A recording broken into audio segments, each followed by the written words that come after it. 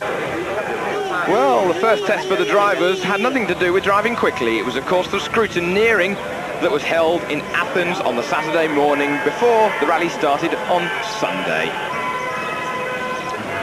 Now, the changes since the last rally in Argentina was that we have lost one round of the rally. That was the Indonesian rally, so the World Championship is now down to 13 rounds. Yes, it's very tight at the moment. There's no difference, just a couple of points with each drivers, and everything is still possible. And now they cancel Indonesia. It's one less. It's only 6 rallies more, and this rally, this Acropolis, always been interesting and difficult, hard condition, difficult for the cars. Everything can happen here, but it's been fast rally with today's car, because these cars today, they are so reliable and strong, and tires, everything, we can really go flat out over all the holes and all the places. It's going to be a big fight. A different paint job on the side of the Toyota Corolla for Carlos Sainz at every rally this year. He won the Monte Carlo rally, and since then he has had 3 second places to back up his second position in the championship. Everything can happen. Any driver can win, and I think it's going to be again very, very tight until the end. Always tough, always easy to have a problem with the car, but this is one of the hardest and toughest rallies in the world. So Sainz was the winner here last year in a Ford Escort. Now he's gone back to the Toyota camp. He was therefore first off the ramp as they went into the rally. So, my apologies, Sainz leading the championship table by just 2 points ahead of Britain's Colin McRae. Likewise, another 2 points back to Tommi Mäkinen. He was the winner of the Argentine rally the round before we came to Greece. Another Brit, Richard Burns in 4th, Kankkunen 5th.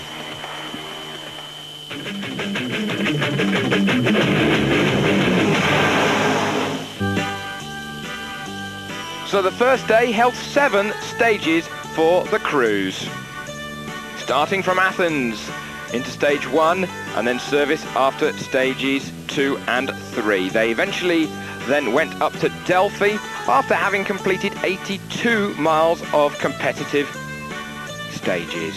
The overall distance that will be covered today is just over 300 miles, including the road section, of course. So Tommi Mäkinen and Risto Mäki, the 2-time reigning world champion in his Mitsubishi Lancer. Remember, it's an Evo 5. This is its 3rd competitive outing. He was on the Catalonia rally when he had a good result. Mäkinen came home in the Catalonia rally in 3rd position, and then he, of course, retired out of Corsica, but he won Argentina. However, Timo and Risto, they had a terrible start to the event. 4 kilometers into the first stage.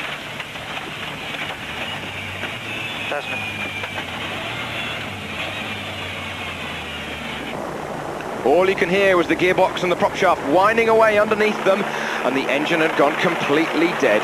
Dear, oh dear. Was Corsica returning for the Finnish pair in their Lancer? It certainly looked like it. Now, they could still get out of the stage at this point, and now they traced it to a loose connection in the wiring loom as the rest of the field came streaming past every couple of minutes. Mäkinen and Mäki desperately trying to find a way around the problem, but by the time they had cured it, it was all over. He was over the limit before it even got to the end of the first stage. Out of the rally. I don't know what happened. It doesn't just lost the electric. Seems to be similar problem than in Corsica. No, actually it's not exactly the same problem than in Corsica, but it's very similar. There's no ignition for the engine. So then it was the turn of the flatlands rather than Scandinavia to cheer their drivers on. It was Bruno Thierry with Stefan Prévost.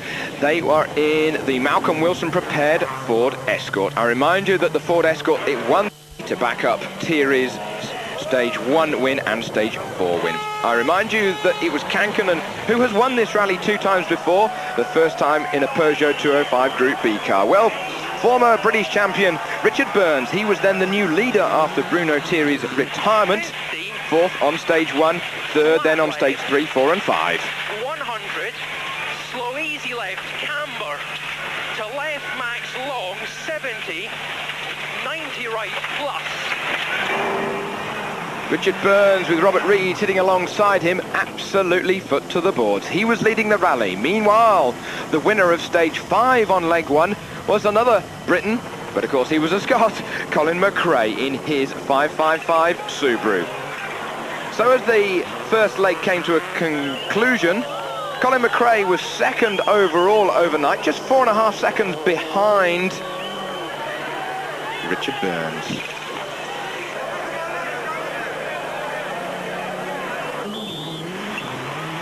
Toyota Corolla of Frenchman Didier Auriol. He's another one to have won this rally back in 1992 when he was in a Delta Integrale. Auriol, he won stage 6, but he was just second on stage 7, so he comes back at 3rd place overall, just 14.7 behind the leader after leg 1.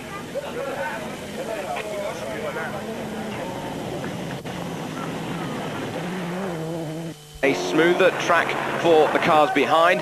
He lost a lot of time and he will finish the day 5th position, 43.2 Acropolis Rally.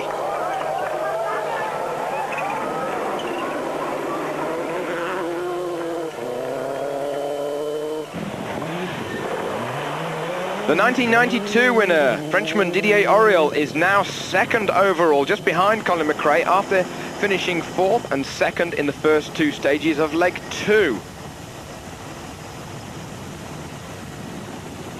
Carlos Sainz, he was also second 3 times here before they came round to service. Another Toyota, but this time for Belgian driver Freddie Loix, another Toyota Corolla. He actually won stage 9, beating Auriol and Sainz's Toyota. So it was a Toyota clean sweep. They were really getting in tune with these stages, and of course they were all going to do them again tomorrow.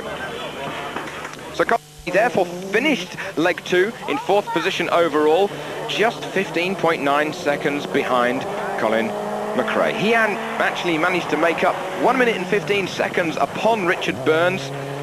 Remember, Sainz, he won his first ever World Championship win here back in 1990. And likewise, he gave the Subaru Impreza its first big World Rally Championship win here on the Acropolis Rally.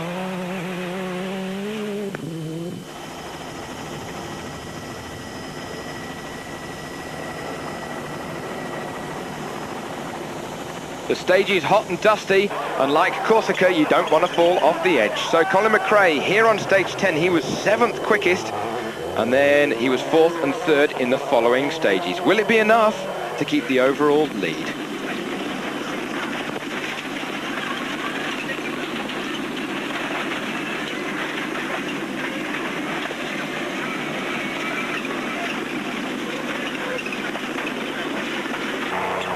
Well, the answer to your question is no, it's not going to be enough for Colin McRae, because it was Didier Auriol who upped the ante, and he managed to then take the overall lead at the end of special stage 11 with just 1 more stage to go on leg 2. By the time he gets back to Delphi, Didier Auriol, has a 4.8 second advantage on McRae, and Auriol, in the same breath, he doesn't mind going first on the road for leg 3 because they're going to be competing over exactly the same stages than they have done today. Some of those stages looking very Scandinavian, very sort of Rally of Finland-like. The Thousand Lakes Rally, I remind you, is on the 3rd weekend in August. You can see that here on Eurosport. That is round 10 of the World Rally Championship, now truncated into 13 rounds after the loss of the Indonesian round. Juha Kankkunen, with Juha Repo calling the notes in English. 100. Fast left and medium right tightens and turn very long bad left. Kankkunen 3rd overall, 13.3 seconds behind Didier Auriol's Toyota as they finish leg 2. Meanwhile, back in F2, the 2-wheel drive normally aspirated class for 2-litre vehicles, it was another Finnish driver, Harry Rovanperä, who was dominating it, but likewise, it was Oriol Gomez, his own teammate in the Seat, who was battling just behind the Finn. We are for the breakfast as he went into leg 3, hanging it out as always. And on the first stage, he was 20 seconds faster through the stage than he did the day before, when of course they came through here on leg 2. He then compounded that speed by winning the next stage, which was stage 14, 22.5 kilometers of it. So therefore, by the time he came to the first service of the day, he had converted a 4.8 second lead into a 20.9 second lead in front of Colin McRae with only 3 stages to go. It was a day of driving, absolutely foot to the boards, and Oriol had his hands on the wheel well and truly and was in command of the whole World Rally Championship ship as they entered those last 3 stages. Colin McRae, he was then losing 16 seconds during the 51 kilometers of those first 2 stages today, leg 3, but he was preserving the tyres. 6 right 30, 5 left tightens line. 50, 6 right line into 4 left tightens. Well, McRae, he won this rally in 96. He led it from start to finish, but it was going to be all hammer and tongs down before they got onto the podium. Which order was the podium going to be by the time they got back to Delphi? Carlos Sainz, he also made a good start to leg 3, finishing second, just 2.5 seconds behind Oriol on the first test of the day. Al fondo, izquierda, derecha, rápida, más se cierra. A fondo. 3. Izquierda, derecha, rápida, rasante. A fondo, para 1. Izquierda, rápida, menos, hombre, se cierra. Frenando mucho, fin, Sasar. Para derecha, buena, menos, poco atrás, se cierra, un grado más. Ahí va, ahí va, ahí va, ahí va. Sainz was flat out, but he's just 4 seconds behind Colin McRae. Meanwhile, his steering rack was tightening up and he lost the power steering and he lost 90 seconds. Already in the first stage this morning we had some difficulties at the last 5-6 kilometers to drive because the steering rack was getting harder and harder. And then after a few kilometers in the last stage we lost the steering rack and it was no chance to drive. So after the first stage of leg 3, the Finn, Juha Kankkunen, was still in 4th position, but he was only 6 seconds behind the Subaru of McRae. But as with Carlos Sainz in his Toyota, it was Kankkunen who also ran into some problems on the following stage. He was to have 2 punctures during that stage, and he then therefore lost a massive 30 seconds. Because of Sainz's problems though, Kankkunen, he actually is elevated up into 3rd position overall, quite lucky for the Finn. Richard Burns, he was 4th overall after stage 14, that was the 2nd on leg 3, but unfortunately for the Oxfordshire driver, he was to retire on special stage 15. Bitter goal, with just 3 stages to go before they got to the end of the rally. He had to retire his lone Mitsubishi. Remember, we lost Mäkinen on the first stage. Burns had to retire because he broke his rear suspension. No points at all for Mitsubishi in Acropolis. Rotten luck. So with almost a 21-second lead with 3 stages to go, Didier Oriol is well and truly in control. In the next 2 special stages, it's true that there are 7 to 8 kilometers that are very tough for the cars. There are a great number of rocks, and we could break a rim or even have a puncture. It's going to be very touch and go. Colin McRae, though, is still sitting dangerously in 2nd position, still gunning for another win. We keep pushing, for sure. The next one's very rough, so we can push quite hard there. I hope that Didier has a slow time or some problem. Well, McRae in his Subaru, he does all he can, winning the 2 following stages, and as he says, he can only wait and see if there's a problem for the Toyota ahead of him. Meanwhile, he and Nicky Grist calling the notes alongside the Scot, they just go hammer and tongs just for the hell of it. Look at the stunning scenery in Greece. Well, Freddie Loix, the Belgian, he does actually realise a good end to the Acropolis Rally because he eventually finished it 6th overall by the time they got to the end. Didier Oriol, though, he was getting scrappy at some of the hairpins, but even though he was saying he was going to be cautious on stage 15, which he was, you could say, because he was third, 6 seconds back of Colin, but he's still 14 seconds in the lead. But he'll be unlucky again on the next stage, where a heavy landing caused a fuel pump fuse to pop out, and he and co-driver Denis Giraudet, they lost 40 seconds, and he had seen his lead just go up into dust. In the penultimate special stage, I decided to slow down because it was a very tough stage. I preferred to lose 6 or 7 seconds. This strategy was planned, and I wanted to then attack in the stage we've just done to recover a few seconds. What was the problem, was the question. Yeah, there was a hole. I was in first gear with the handbrake on, and there was a hairpin, and this little hole, the car went into the hole, and then nothing. The fuse had popped out, and we lost the time.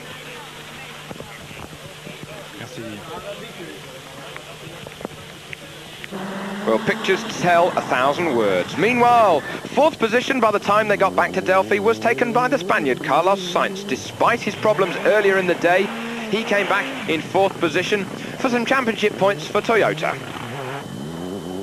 It has been a pity for Toyota. I think Toyota had a good chance today to have first and second.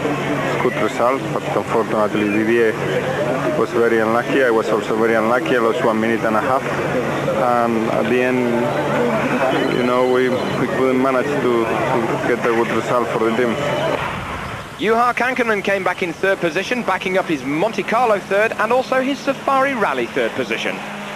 It's all right, but you know, it's still not always you should try to get more points, of course. So Oriol did get second position, but it could have been 10 for the Frenchman.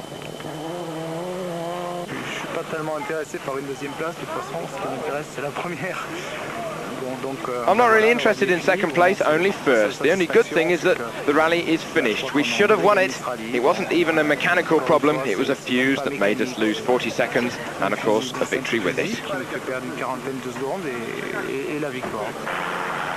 So then it was Colin McRae who came back to Delphi to win the Acropolis Rally, his 16th World Rally Championship win, and to compound 1998, his third win this year. Today, for us, we tried very hard, as we always do, 100%. Didier was unfortunate with his problem with the fuel pump or whatever, but we were always there, very consistent behind and just waiting to take the chance for victory.